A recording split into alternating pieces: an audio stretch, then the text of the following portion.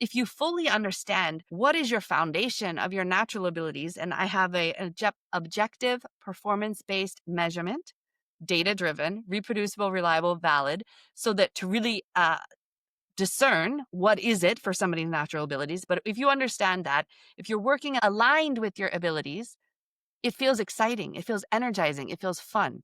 If you're working counter to your natural abilities, it is draining. And even if you can do it, and even if you can do it well, it takes time, effort, and energy. And at the end of the day, you're just exhausted and you're not the person you want to be for your friends and family. So, natural abilities. Communication behavior is another one, because sometimes it's just the way we're phrasing things. And if people understood how somebody needed to hear the message, they could adjust theirs. So, a better relationship. Welcome to the Feria TechCast. We'll bring you all things science, engineering, technology, and innovation. Today, we're joined by Caroline Sangal, a scientist turned career strategist with a PhD in polymer science.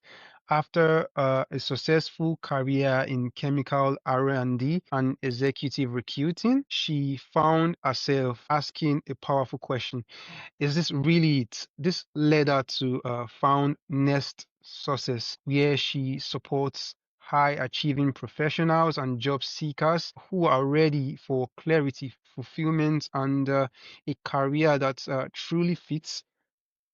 She blends data and discernment from her unique background to guide people towards career that align with who they are and the lives they want to lead. Her mission is to normalize questioning your career path because asking deeper questions is often the first step towards creating a life that feels authentic and aligned. So, Caroline, welcome to the show. Thank you, Ezekiel. I'm so excited to be here. I love the premise of your show as well. Such a definitely needed space, definitely valuable resource for people. Oh, wow, thank you for that. So, to start with, Caroline, tell us, you have a quite a successful career in STEM generally. So, tell us, how did you start and how did you then pivot into different areas? Absolutely. So, back in schooling, when I went to school, there was a push to try to get women into science. My dad had been an educator, a teacher, principal, superintendent of a local school system.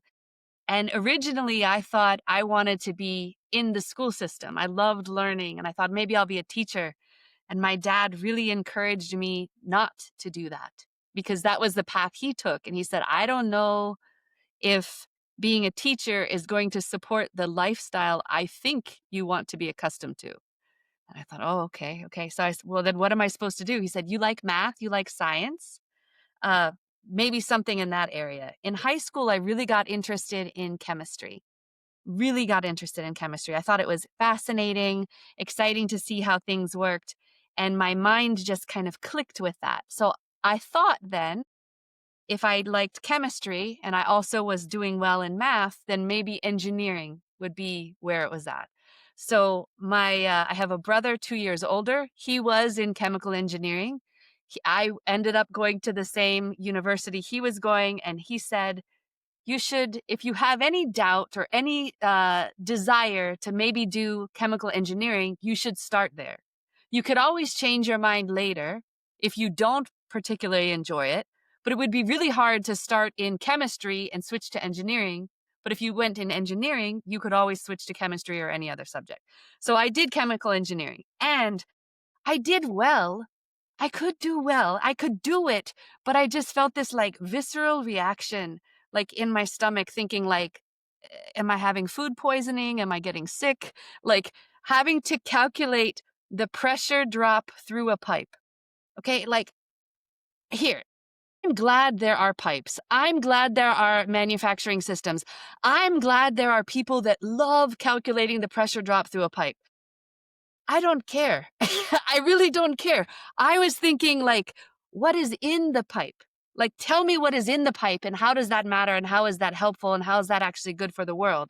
So, even though I did it and I was doing well, I could not ignore that feeling anymore in my body, that like maybe that wasn't for me. Because here's the thing, just because you can do something even if you can do it really well, doesn't mean that's your thing, doesn't mean you have to do that.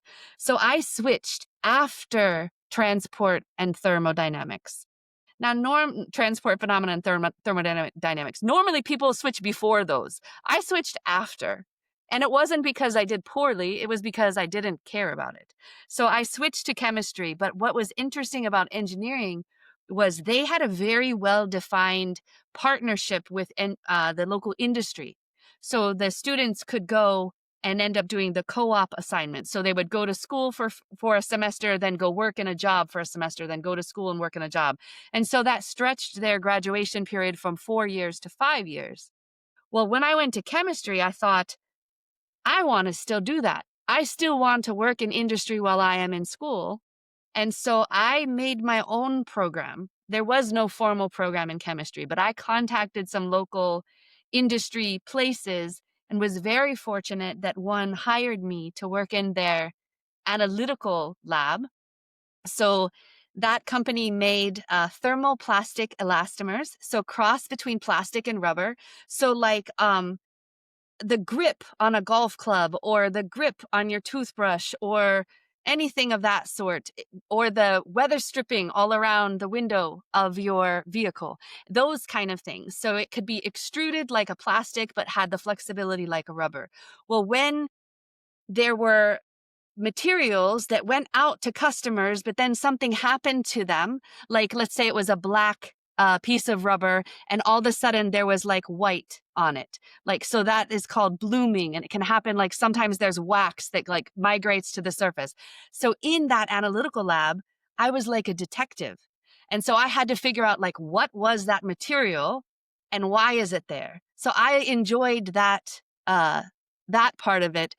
And then while I was in that industry job during school, I came to meet a lady who, and this was rare because it was like my boss's boss back in like 1996. My boss's boss in 1996 was also a lady. So that was very rare in the chemical industry, particularly rubber related industry. But she encouraged me to go to graduate school. And at that time, I wasn't even thinking graduate school. I was thinking like, you get your bachelor's degree, you get a job, you're done. But as I was also in that job, I saw a lot of the jobs people had with bachelor's degree were not the kind of jobs I actually wanted. They were more like technician. They were instrument users. They were not the people who were coming up with how to solve the problem and communicating the results. And so I definitely wanted more than the bachelor's degree. So the fact she saw that in me and encouraged me to apply to graduate school was really pivotal for me. So I did apply to graduate school, and I did.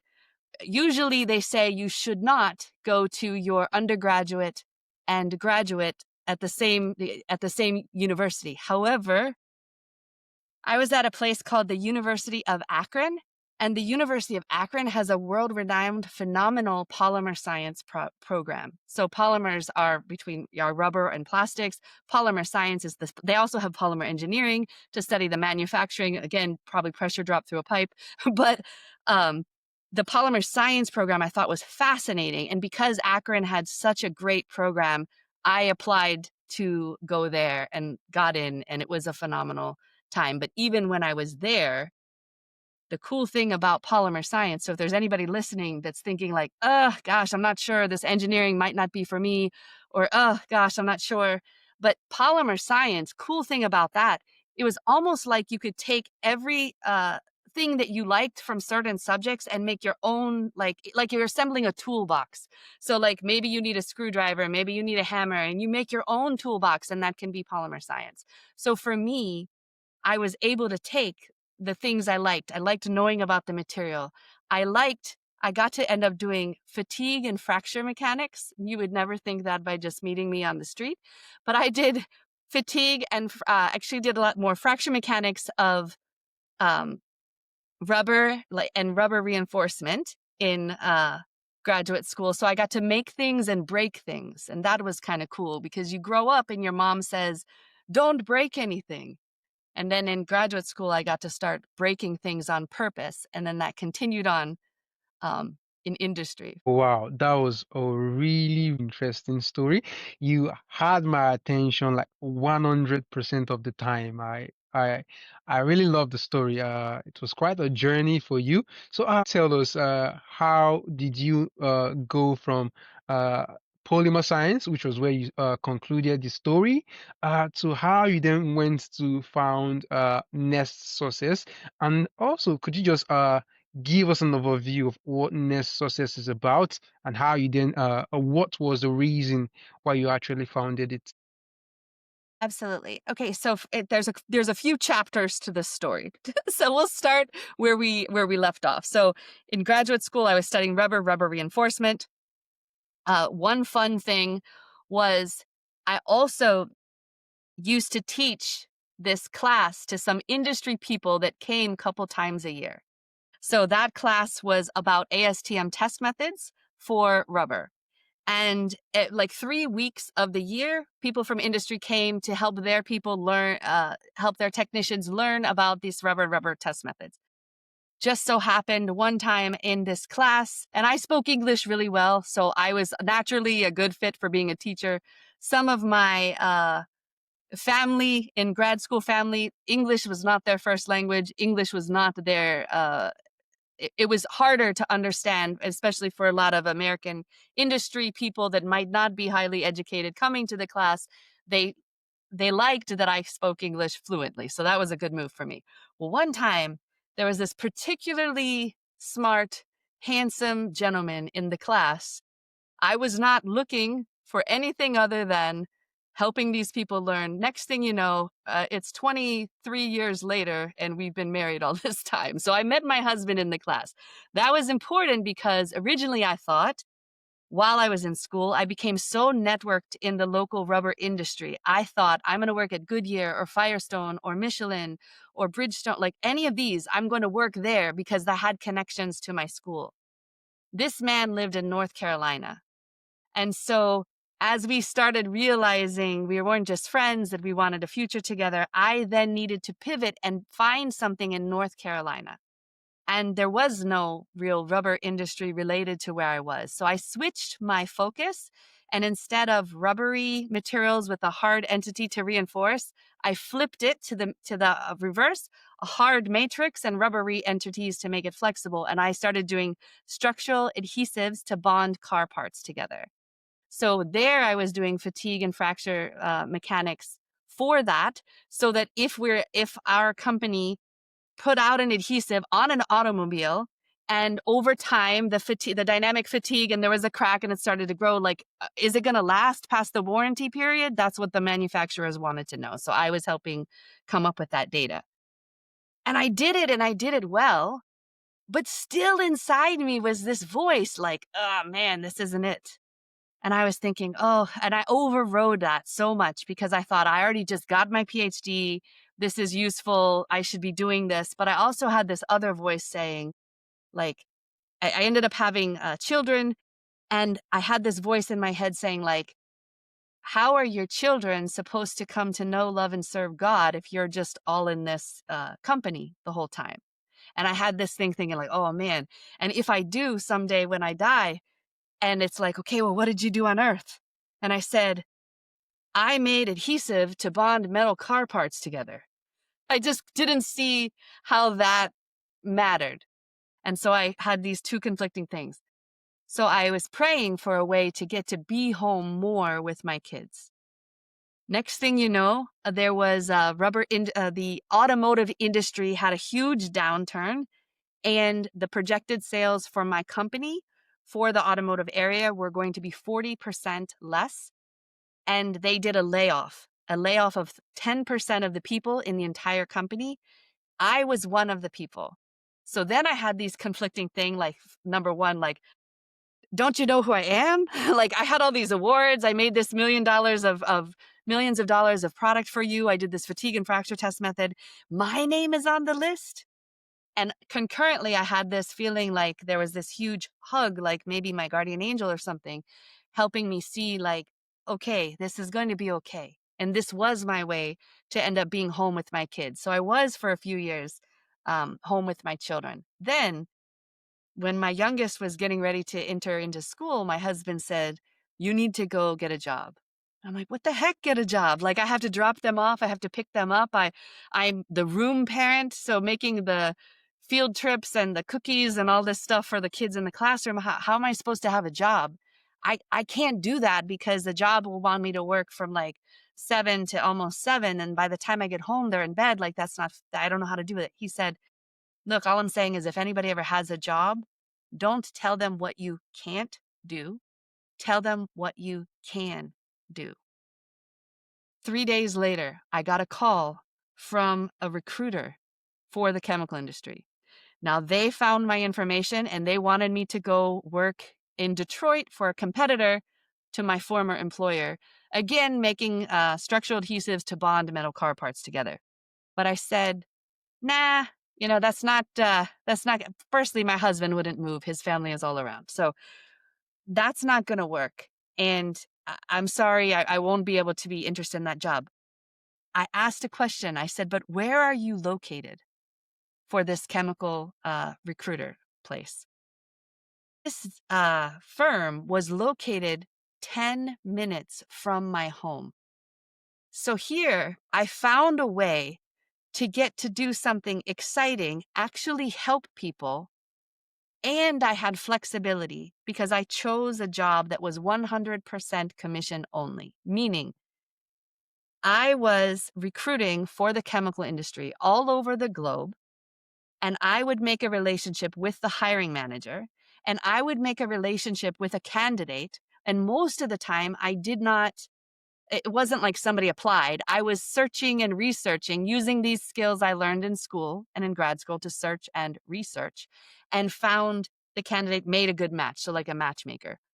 If somebody got a job, then maybe 6 months after they started working, my company would get paid, and 1 month later, I would get paid. So, but because I chose that arrangement for pay, that meant I didn't have to be anywhere. I did not have to sit in their office, even though it was 10 minutes from my house. I could sit wherever I wanted. I had the flexibility to be there for my children's performances, to be there to volunteer for field trips, all of those things. But I kept seeing people who were outwardly successful and inwardly conflicted. And I had been one of those at a time, right? So I would see people and they thought getting a different job would solve all their problems. And sometimes I would help them to get that different job. But then a couple months would go by and they would have the same problems. It was actually the same problems at different companies, just on different faces.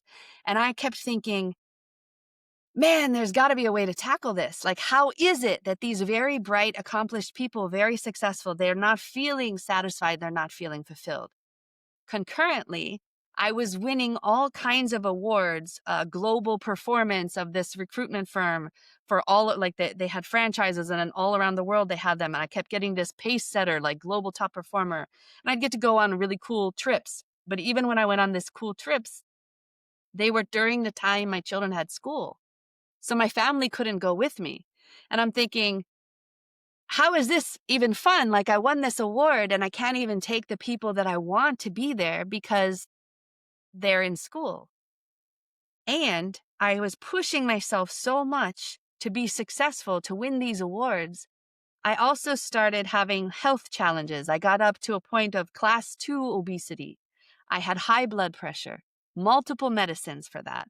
I developed an irregular heart rate.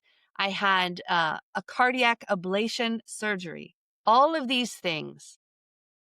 And I still didn't connect it, that it was because of this stress of my job and chasing someone else's version of success.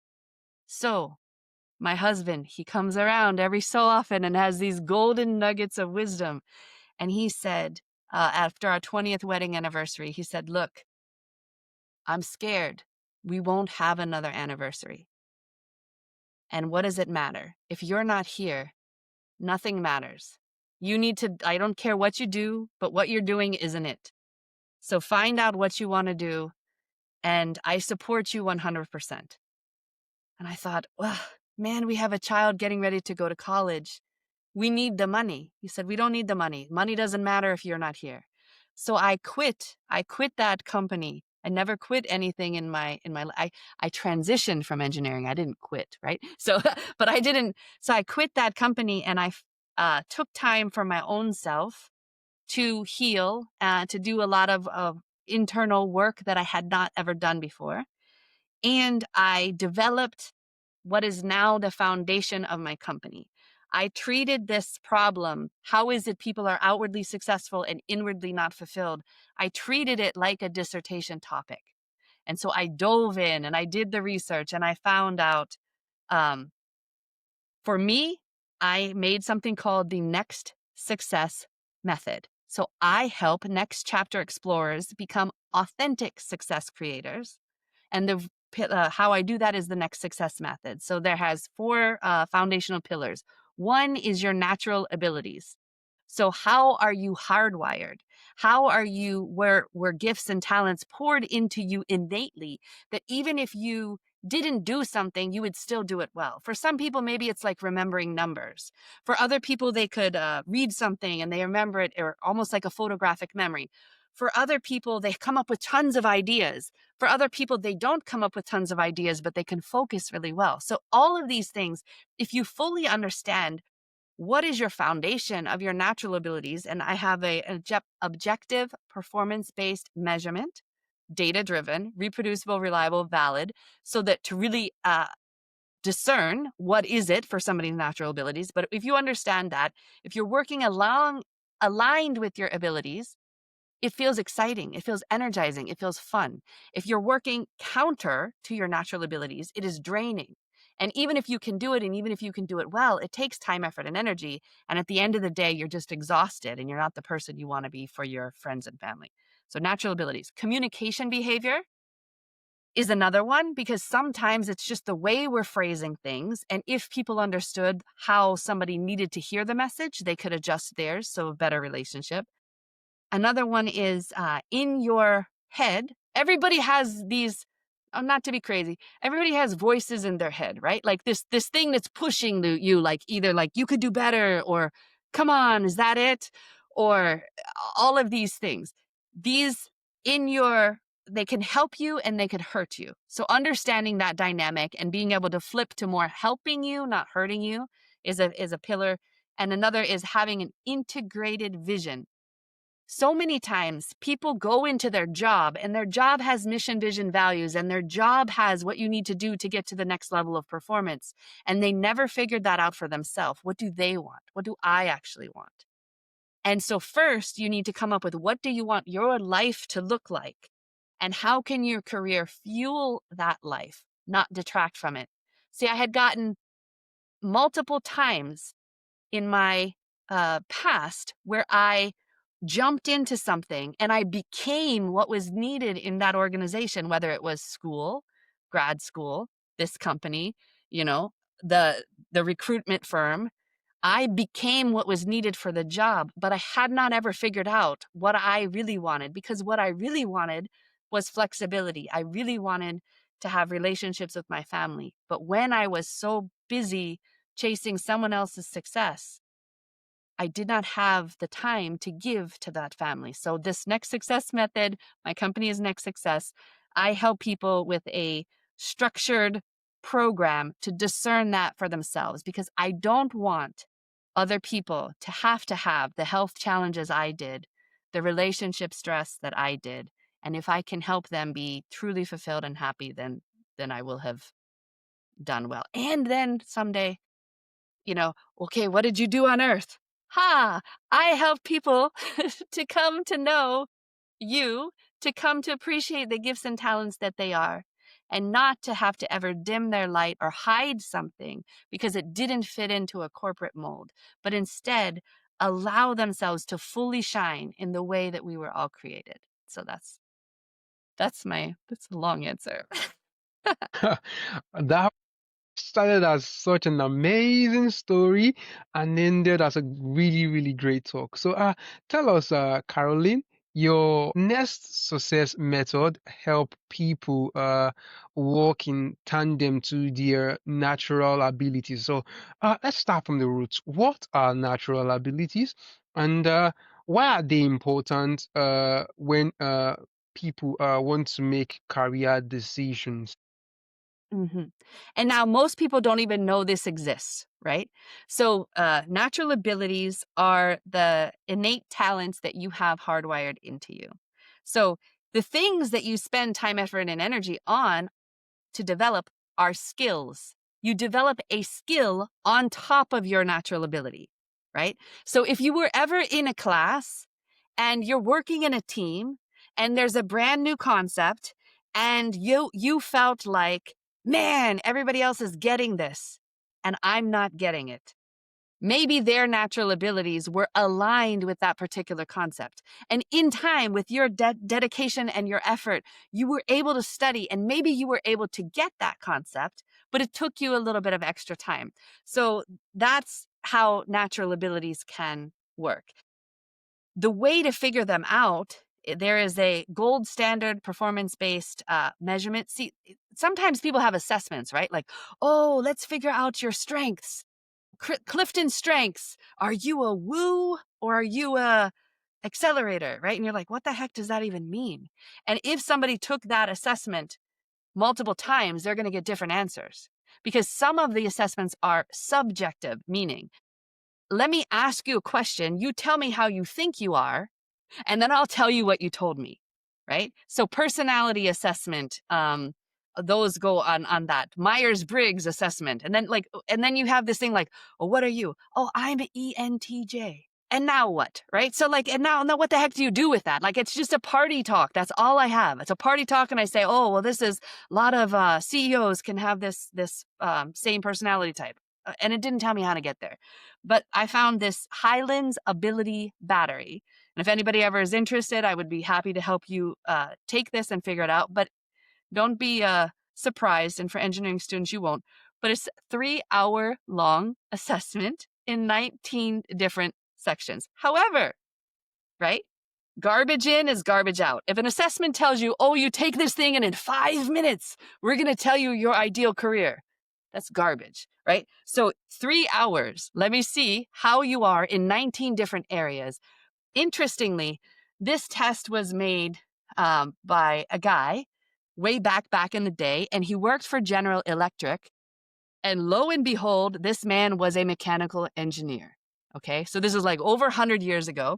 This man is working at General Electric, and he gets tasked with the thought of, when we have someone coming into our company and wants to work for us, how do we figure out whether they should be in the office or whether they should be in the machine shop or whether they should be in the production floor? How do we figure this out? And at that time, 100 years ago, maybe not everybody went to college, right? Not everybody had a degree to say this is what they could do.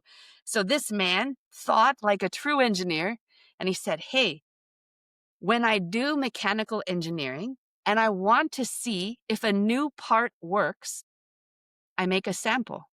So I have a work sample. So if there was a new bolt or a new assembly, you take a tiny bit of that one with the new metal, and then you put it in and you see if it works. So he decided, and he came up with tests that now over, the last 100-something years have been refined. Now it's all online, but it can test in multiple different areas. So it can say, how is somebody's idea productivity? How is their number memory? How is somebody's concept organization or their spatial relations theory or spatial relations visualization?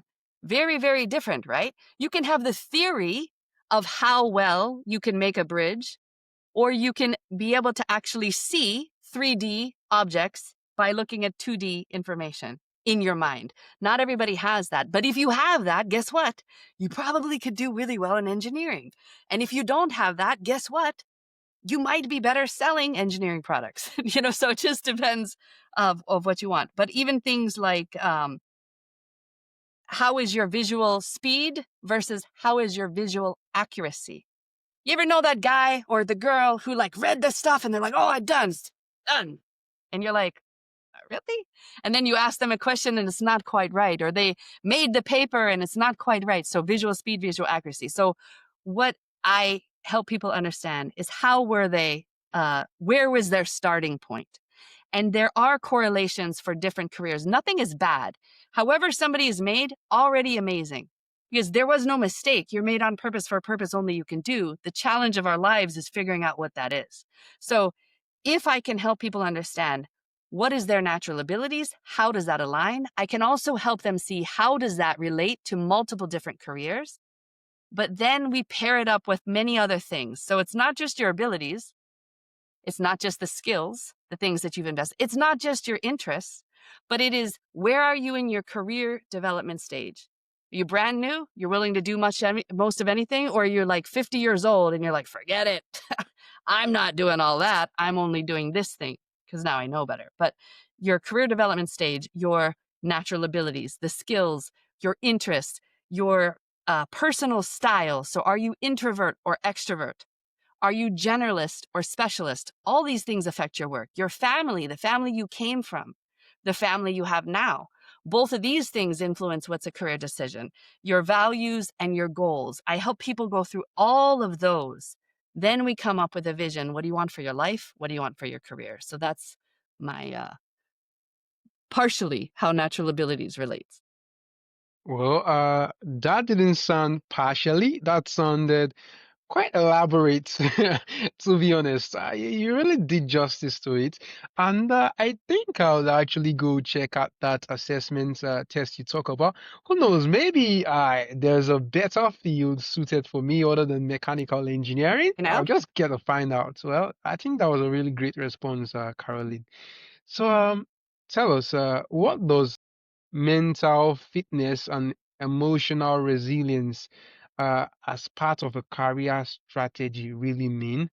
And how does it help in the context of navigating the career transition? Absolutely. So this is what I started to allude to earlier, that everybody in their head has different voices. Okay, so you can say in your mind you have like 10 different factors that you can say are sabotaging your success. So they are your saboteurs.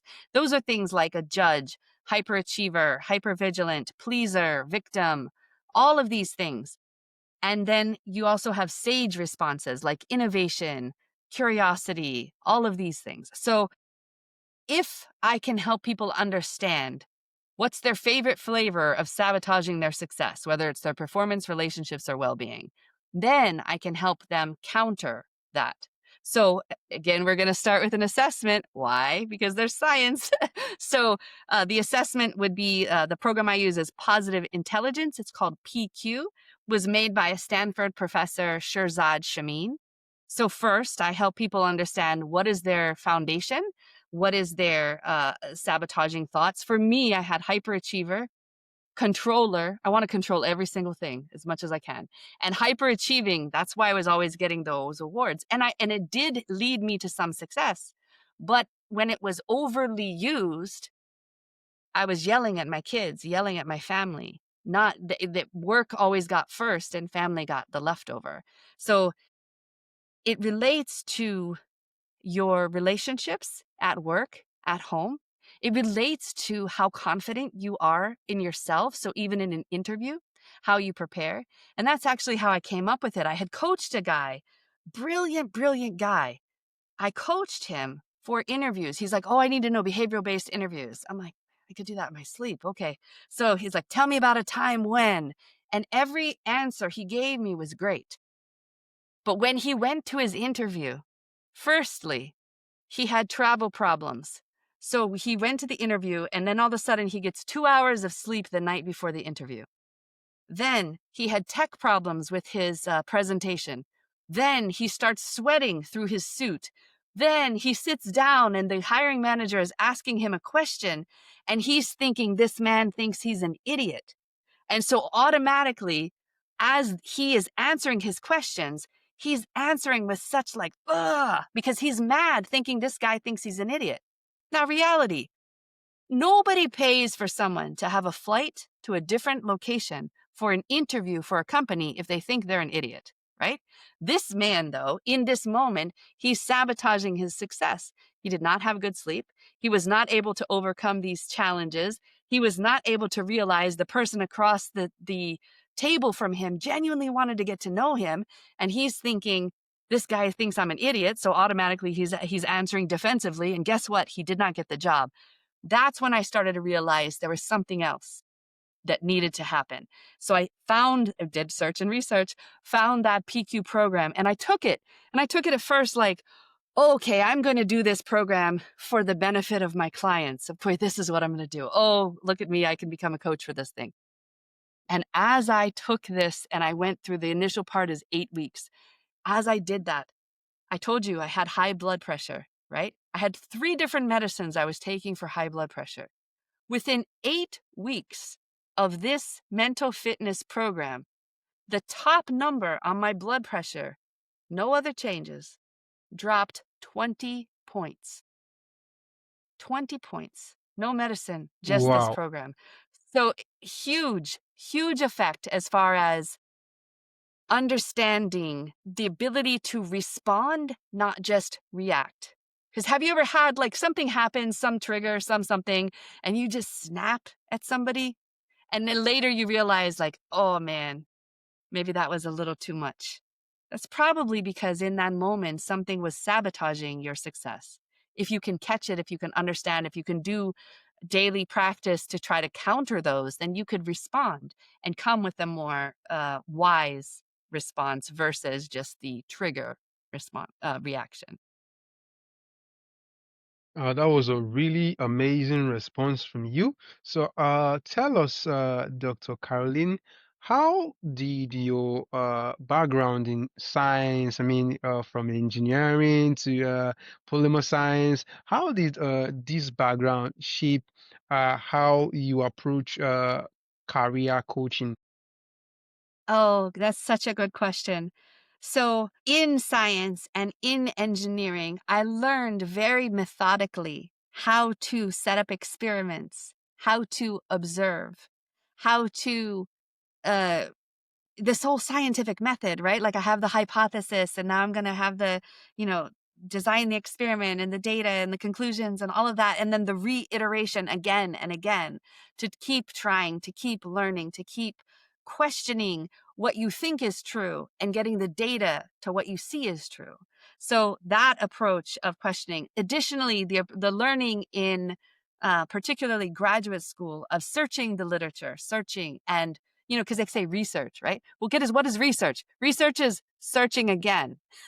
Research. It's research, okay? It's not just experiments. So the search and research, the ability to talk with so many people, the ability to understand when I did recruiting for the chemical industry, there was very, very rare for a recruiter to actually know what they were talking about. Like, no offense, but sometimes if somebody only studied business, or they were only in HR, they did not understand the intricate details. But see, because I had been in chemical engineering, I knew how to calculate the pressure drop through a pipe. I knew how those people were wired.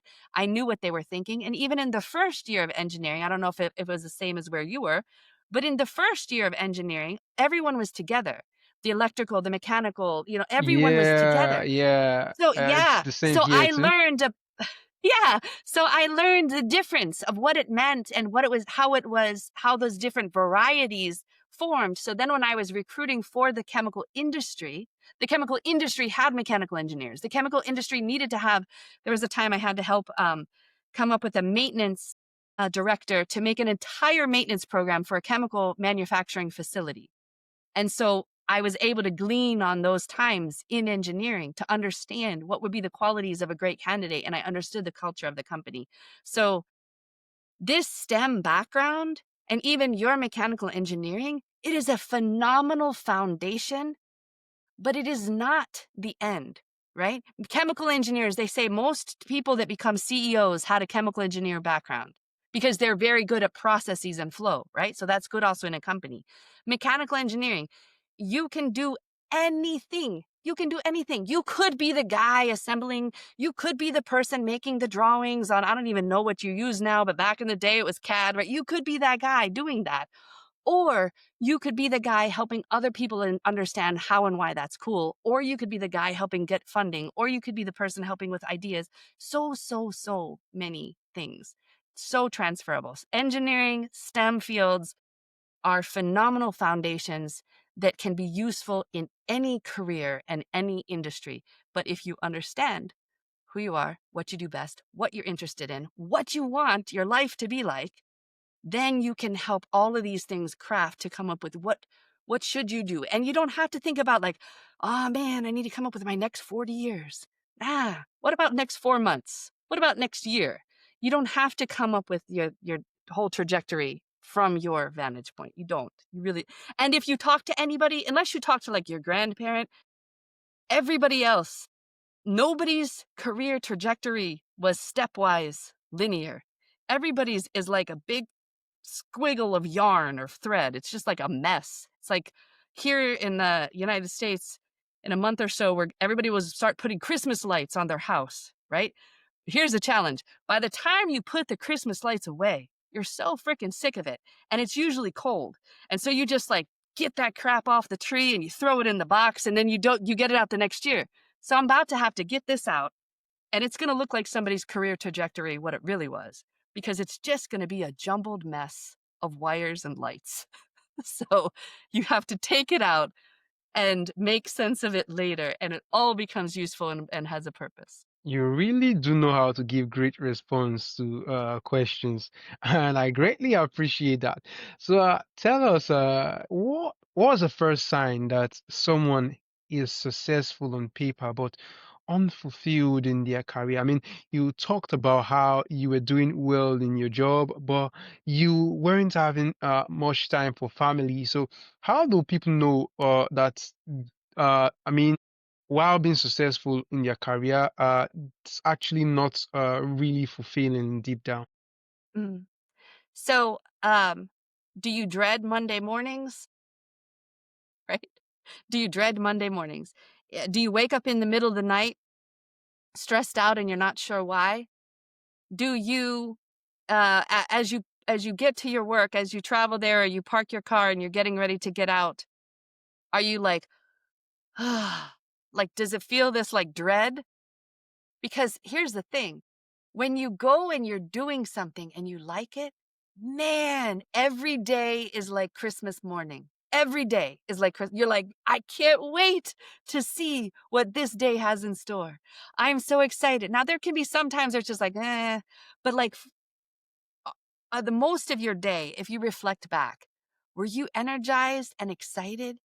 Were people able to see your joy, or were they able to see like, ah, like, are you combative, extra angry? Like, are you, when you get home from work, are you numbing yourself with something, whether it's social media, food, alcohol, some other substance? Are you checking out of your life until you do the thing you have to do, or are you enjoying it fully? Or are there physical sensations in your body that you're having, that like stomach thing? Um, do you have health problems that have come up only since you've been working? If you never had high blood pressure ever before, and now all of a sudden you do, have you gained a lot of weight? All of these things. Have you stopped going to things that you love and care about? Have you told your family you don't have time? Have you missed the time to go out with your friends? Or have you missed something important? Or while you're at something important, do you answer your text message or answer a phone call from work? And is that what you really want to be doing? If you do, if work is your most important thing and that's what you want to do above all costs, then fine. But if you're feeling like, oh my gosh, I don't think this is it for me. This can't be it. How is it that I don't get to enjoy this family? How is it that I'm not doing this? How is it that I never get a break from work? Then maybe that's the time to start questioning and start seeing. And there's nothing wrong with questioning your career. In fact, what I've come to find is there are natural points in everybody's life where you naturally question it. So it starts out around 18. Okay, you're leaving high school. Then the next one could be at 22, or maybe it's 26, depending on when you're leaving your next education. So these are natural when you're like, oh man, what am I supposed to do next? But then here's the thing nobody talked about. Every 7 to 10 years after that It's a natural time of questioning your career. I had that. So many people I know had that, but I overruled it. I'm like, no, I can't leave this. I got my PhD for God's sake, because if I don't keep doing my PhD, maybe I won't be special. Maybe all that time is wasted. But it wasn't wasted. I kept building foundational blocks. Questioning your career and you're having that is an opportunity for you to get closer to what you're supposed to be doing next, what you could be doing next, what you were designed on earth, because we were not put here to just settle.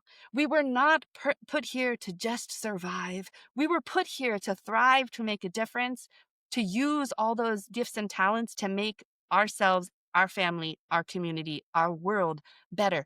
What would it be like if everyone you looked around and saw were fully living in their purpose and loving their life? How many problems of our world could be solved if we just were aligned with who we are, what we do best, what we want to do, what would make our life better, what would make our world better? Wonderful, wonderful. I think with that, anyone should actually be able to know, yeah, that I'm doing well in my job, but I am not fulfilled. So that was a very great response, I would say again. So tell us, Caroline, what is the biggest mistake, or what are some of the mistakes you see people make when they try to reinvent their career? I take, for example, to pivot from one field to another. I think the biggest mistake is somebody will say they want to do something different, and then they make their resume all about what they did, and then they apply for a job just like what they did, right? Because, oh, that's what I'm trained in.